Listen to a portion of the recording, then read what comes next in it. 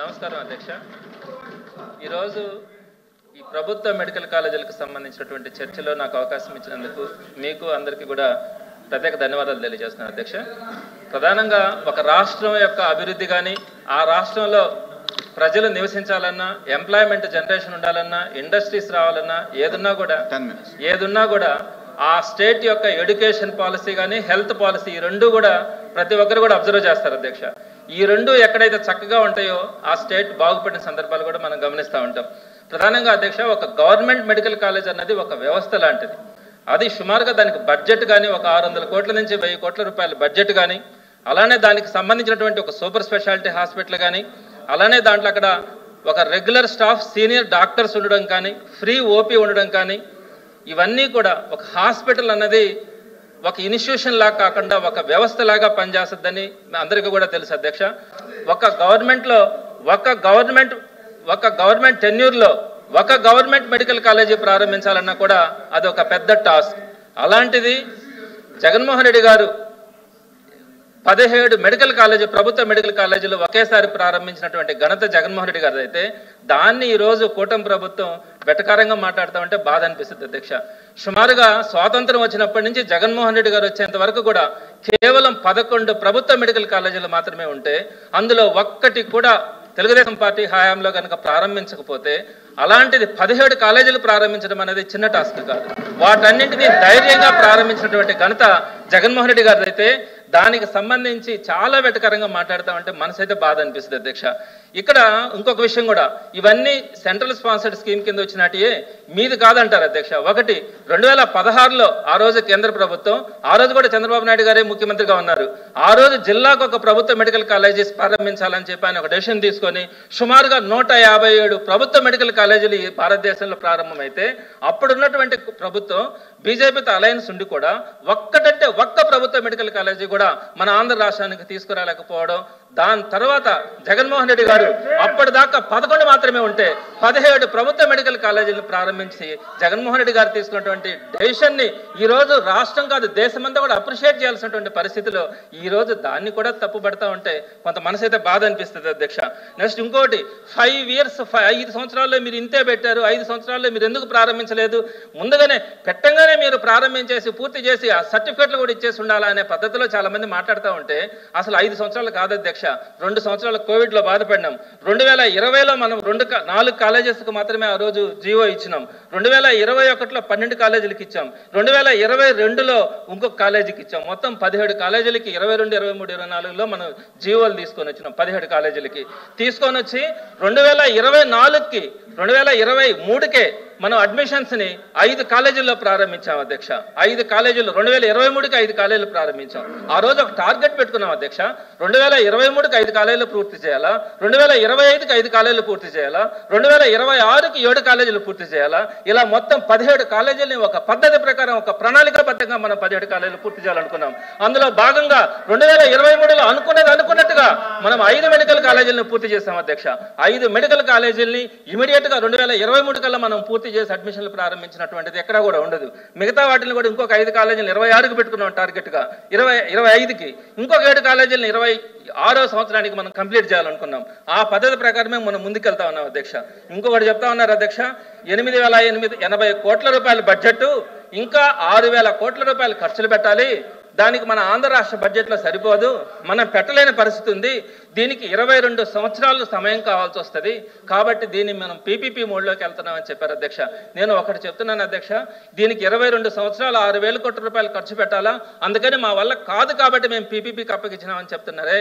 నేను ఒకటి చెప్తా ఉన్నాను, మళ్ళీ ఒకసారి గుర్తు చేసుకోండి, 21, 22, 23లో మనం జీవోలు ఇచ్చిన తర్వాత 23వ సంవత్సరానికి 5 పూర్తి చేసినాం, మిగతాయి కూడా మనం పూర్తి చేయడానికి ప్రణాళికాబద్ధంగా వెళ్తున్నాం. జగన్మోహన్ రెడ్డి గారు ఎప్పుడు కూడా ఎక్కడ కాంప్రమైజ్ కాల. ఒక్కసారి కనుక మీరు గుర్తు చేసుకుంటే, సుమారుగా 45,975 స్కూల్స్ నాడు నేడు ద్వారా 3 ఫేసెస్లో కంప్లీట్ చేస్తామని ఇంచుమించుగా కంప్లీట్ చేసినటువంటి ఘనత జగన్మోహన్ రెడ్డి గారిది. అలానే 10,778 ఆర్బీకేలు కానీ, 15,000 సచివాలయాలు కానీ, 10,332 విహెచ్సీలు కానీ, 1,440 పిహెచ్సీలు కానీ, ఇలా అనేకమైనటువంటి చెప్పినట్టు 5 సంవత్సరాల లోపల 2 సంవత్సరాలు కోవిడ్ ఉన్నా కూడా మిగిలిన 3 ఇయర్స్లో రెవల్యూషన్ చేంజెస్ అన్ని కూడా తీసుకొని వచ్చి ఈ మెడికల్ కాలేజెస్ని కూడా 3 స్లాబ్స్లో 3 ఫేసెస్లో కంప్లీట్ చేస్తానని చెప్పి ముందుకు వచ్చినటువంటిది. అలానే ఇంకొక విషయం కూడా చెప్తా ఉన్నాను అధ్యక్ష, 6,000 కోట్ల రూపాయలు ఖర్చు అవుతుంది అన్నారు కదా, దానికి 22 సంవత్సరాలు కావాలా, మేము కంప్లీట్ చేయలేమంటున్నారు కదా. మన రాష్ట్ర బడ్జెట్ ఎంత అధ్యక్ష?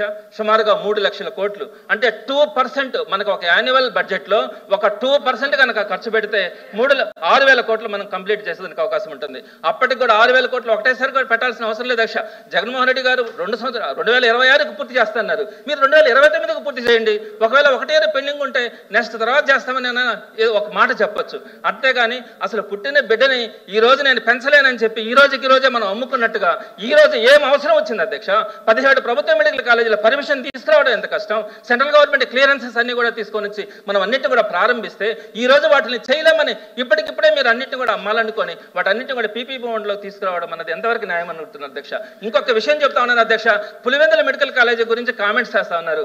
ఎంత బాధాకరం అంటే పులివెందులు కూడా మన రాష్ట్రంలో ఒక ప్రాంతం. మరి పులివెందుల కాలేజీకి ఎందుకు అంత బడ్జెట్ పెట్టినారు? 90% కంప్లీట్ చేసేస్తున్నారు. అక్కడ కేవలం 47% మాత్రమే స్టాఫ్ ఉందని అన్నారే. నేను ఒకటి చెప్తున్నాను అధ్యక్ష, స్టాఫ్ విషయం ఈ రోజు కనుక నోటిఫికేషన్ ఇస్తే గవర్నమెంట్ మెడికల్ కాలేజీకి సంబంధించి వ్యాకెన్సీస్ ఉన్నాయని 24 అవర్స్ లోపల ఫిల్ చేసుకునే పరిస్థితి ఈ రోజు ఉంటుంది. ఎందుకంటే ఎవరైనా కూడా గవర్నమెంట్ మెడికల్ కాలేజీలో వ్యాకెన్సీస్ ఉన్నాయంటే అప్లై చేసుకునే పరిస్థితి ఉంటుంది. ఒక్క విషయం 90% కంప్లీట్ అయినాయని మీరు అంటున్నారు కదా అధ్యక్ష, మరి 90% కంప్లీట్ అయిన తర్వాత దానికి ఒక 5 to 10% కంప్లీట్ చేయాల్సి ఉంటే దాన్ని ఎందుకు పీపీపీలోకి తీసుకెళ్తున్నారు అధ్యక్ష?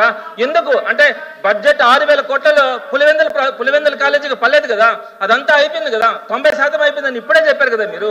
90% పూర్తయిన దాన్ని మీరు ఎందుకు పీపీపీలో పులివెందుల మెడికల్ కాలేజీలు పెడతా ఉన్నారు? ఆ కంప్లీట్ అయిన వాటిని మేము గవర్నమెంట్లోనే పెడతామని చెప్పారు కదా, మరి పులివెందులను ఎందుకు తీసుకొని ఇచ్చినారు? మీ నోటి కూడా చెప్తా ఉన్నారు కదా పులివెందులు కంప్లీట్ అయిందని. కాబట్టి ఇదంతా కూడా అర్థం లేని వాదన, కేవలం వాళ్ళ వాదనని సమర్థించుకోవడానికి చేస్తున్నటువంటి పని.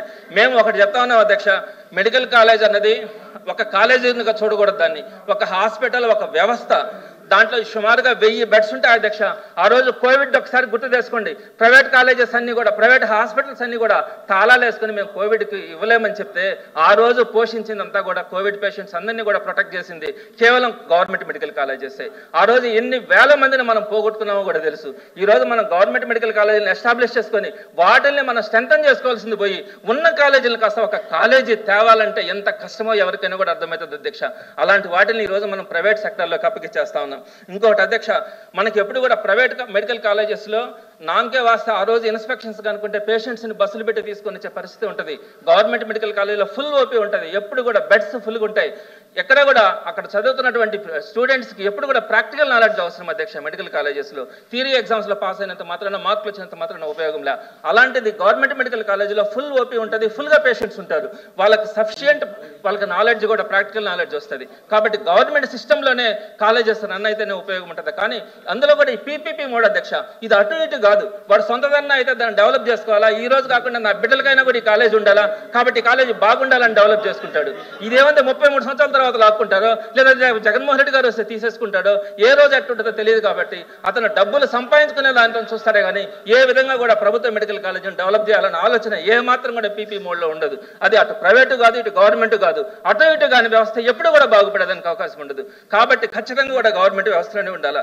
అదేవిధంగా అధ్యక్ష, ఫీజుల విషయంకి వచ్చేటప్పటికి ఇక్కడ కూడా మీరు కొన్ని సెల్ఫ్ ఫైనాన్స్డ్ సీట్స్ పెట్టినారని చెప్పి అంటున్నారు. ఆల్రెడీ పద్మావతి మహిళా యూనివర్సిటీలో మెడికల్ కాలేజ్ ఉంది అధ్యక్ష, అక్కడ కూడా 25 లక్షల రూపాయల ఫీజుతో కొన్ని సీట్స్ పెట్టారు. ఎందుకంటే అవి సెల్ఫ్ సస్టైన్ కావాలి కాబట్టి. ఇక్కడికి వచ్చేటప్పటికి జగన్మోహన్ రెడ్డి గారు వాటికి అవి బతకాలి, ఎప్పుడు కూడా గవర్నమెంట్ వాటిని ప్రొటెక్ట్ చేస్తుందో లేదన్న ఉద్దేశంతో కొన్ని సెల్ఫ్ ఫైనాన్స్డ్లో బి కేటగిరీ అయితే 12 లక్షలు, సి కేటగిరీ అయితే 20 లక్షల రూపాయలకి ఆయన పెట్టినారు. మీరేం చేస్తా ఉన్నారు? ఇప్పుడు పీపీపీ మోడ్లోకి వెళ్ళిన తర్వాత బి కేటగిరీకి వచ్చేటప్పుడు 13,20,000, అదేవిధంగా సి కేటగిరీకి వచ్చేటప్పటికి 39,60,000, అంటే 40 లక్షలు. అంటే ఇక్కడ 20 లక్షలు ఉంటే అక్కడ 40 లక్షలు ఫీజు అవుతుంది, ఇక్కడ 12 లక్షలు ఉంటే అక్కడ 13,60,000 అవుతుంది. కేవలం ఈ డొనేషన్సే కాదు, ఫీజులే కాదు అధ్యక్ష, ప్రతి దాంట్లో కూడా ప్రైవేట్ కాలేజెస్లోకి వచ్చేటప్పటికి అదనపు ఫీజులు ఉండేదానికి అవకాశం ఉంటుంది. యూనివర్సిటీ ఫీజెస్ దగ్గర నుంచి ప్రతి దాంట్లో కూడా బడ్డను ఏర్పడేదానికి అవకాశం ఉంటుంది. కాబట్టి ఏ విధంగా కూడా మన ఆంధ్ర రాష్ట్రానికి సంబంధించి ప్రైవేట్ మెడికల్ కాలేజీలు అన్నది ఫీజిబుల్ కాదు. అదేవిధంగా జగన్మోహన్ రెడ్డి గారు కూడా సుమారుగా ఆయన తీసుకొచ్చిన సెల్ఫ్ ఫైనాన్స్ సిస్టమ్ వల్ల ఒక్కొక్క ప్రైవేట్ మెడికల్ కాలేజీకి సంవత్సరానికి 46 కోట్ల రూపాయలు వస్తుంది అధ్యక్ష. ఆ 46 కోట్ల రూపాయలతో జస్ట్ ఒక్క నిమిషం అధ్యక్ష అయిపోయింది. ఆ 46 కోట్ల రూపాయలతో కాలేజెస్ని హ్యాపీగా రన్ చేయొచ్చు. మరి అట్లాంటి పరిస్థితుల్లో ఎందుకు ఈ పీపీపీ మోడ్? సంవత్సరానికి ఒక్కొక్క కాలేజీకి 46 కోట్ల రెవెన్యూ వస్తుంది కదా, మరి కాలేజెస్ మనం ఫ్రీగా నీట్గా రన్ చేసుకునే అవకాశం కూడా ఉంటుంది. కాబట్టి ఇవన్నీ కూడా ఎక్కడ కూడా అధ్యక్ష ఈ విధానం అన్నది, ఈ పీపీపీ విధానం అన్నది ఎటువంటి పరిస్థితుల్లో కూడా మన ఆంధ్ర రాష్ట్రానికి సంబంధించి కాబట్టి తప్పకుండా ఈ పీపీపీ మోడ్ని ఉపసంహరించుకొని ఖచ్చితంగా గవర్నమెంట్ సెక్టర్ ఫోటో చూపించలేమన్నా.